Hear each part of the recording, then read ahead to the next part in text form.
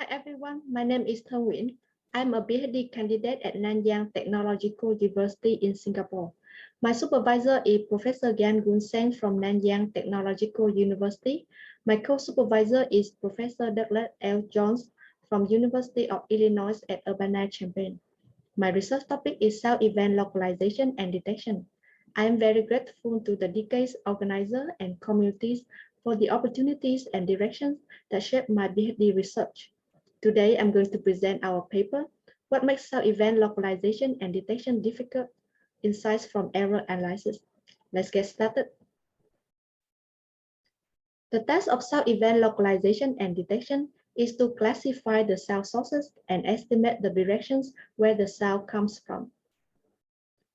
Cell event localization and detection task unifies the task of cell event detection, SED, and direction of arrival, DOA estimation. SELD task inherits many challenges of its subtasks, such as background noise, reverberation, directional interferences, and polyphony. In addition, SELD tasks also need to associate correct cell classes with their corresponding DOAs. Previous studies indicate that directional interferences have the largest negative impact on SELD performance, followed by reverberation and background noise. In this study, we further analyze the challenges of SELD in terms of polyphony, moving source, class location interdependence, and class-wide performance.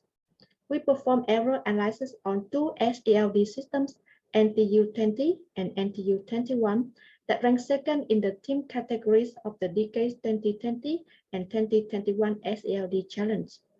NTU20 and NTU21 were trained and evaluated using Tau Nigerian Spatial Cell Event 20 and 21 dataset respectively. The table on the screen summarizes some characteristics of TNSSE 20 and 21 dataset. We use the first order ambisonic format for the error analysis.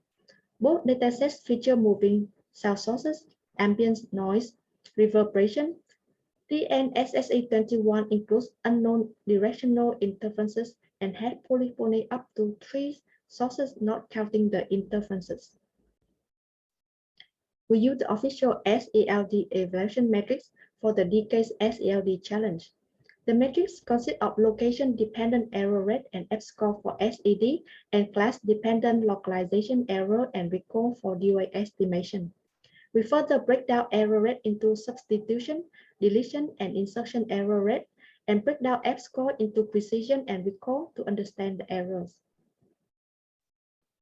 The NTU20 system is an ensemble of sequence matching networks evaluated on the evaluation split of the TNSSE20 dataset.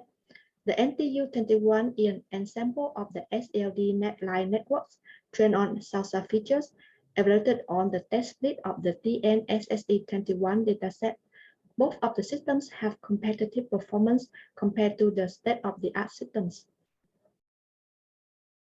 We first examine the effect of polyphony on SELD performance.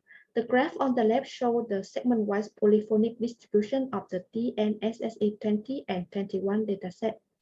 Looking at the table on the right, as the number of overlapping cell sources increases, the SELD performance decreases across all the metrics, which clearly show that polyphony is a major cause of performance degradation. In addition, the deletion error rate rapidly increases and the recall sharply decreases, meaning the SELD system struggles to detect all the present events in the polyphonic cases.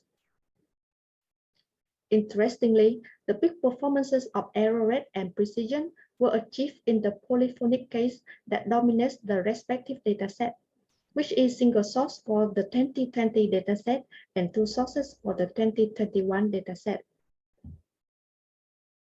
The single source results in the 2021 are significantly worse than those in 2020 across all metrics.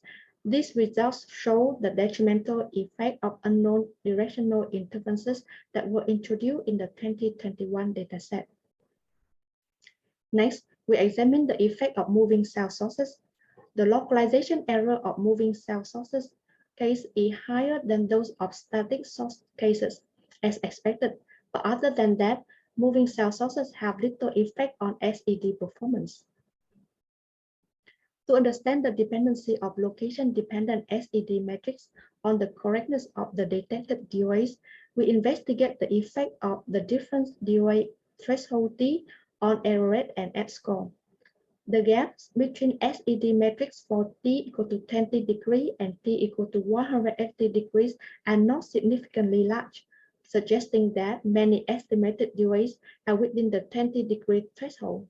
However, the SED metrics deteriorate quickly as the DOA threshold reduces to 10 degrees, suggesting that a significant number of the estimated DOAs deviate by more than 10 degrees from the ground truth. Lastly, we look at class-wide performance.